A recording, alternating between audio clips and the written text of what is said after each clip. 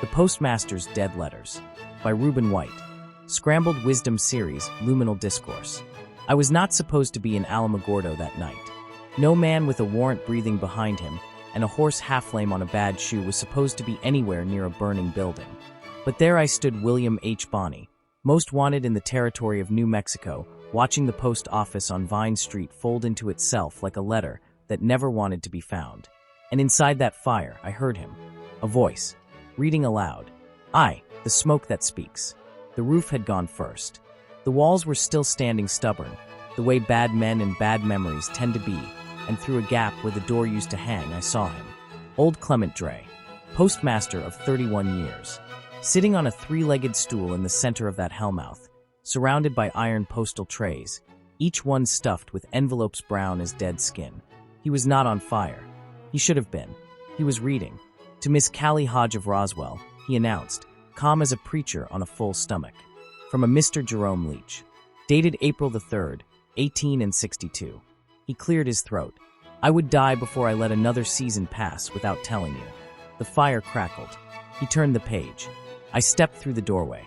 2. What the dead carried. You ought to be running, I said. He looked up at me with eyes like burnt glass. He was not afraid of me. That alone made me uneasy. Men who are not afraid of Billy the Kid are either too holy or too far gone to care which way the bullet comes. I have been running for 30 years, he said. Tonight I am finishing. He lifted another envelope. The wax seal had long since cracked. To Sheriff Jonas Pruitt. From Amos Fell, 1874. His voice dropped to something between a hiss and a hymn. If you do not return what you took from the Delaney mine, I will send copies of these documents to every newspaper west of the Mississippi. You have until the new moon. He set it down gently. Jonas Pruitt died of a stroke in 76. I kept this. I kept them all. I counted the trays. 30, maybe 40.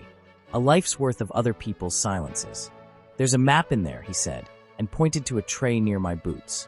Third one down, folded in a brown sleeve. Shows where Hector Garza buried 62 pounds of raw gold outside of Tularosa. He mailed it to his brother in 68. Brother was already dead. I was going to deliver it. He paused. I was always going to deliver it. The ceiling groaned. A spar of burning timber dropped 6 feet to my left. I did not move.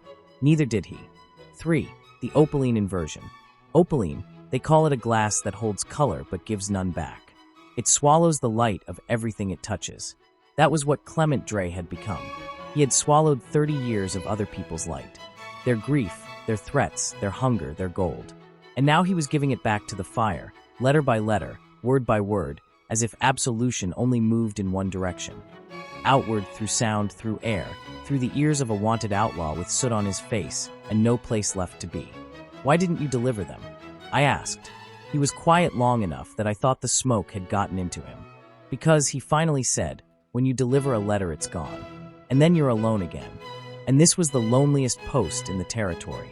He reached into the bottom of the last tray, pulled out a small envelope, addressed to no one, in his own handwriting. He did not open it. He held it to the nearest flame and let it catch. 4. The letter that was never written. I took the map.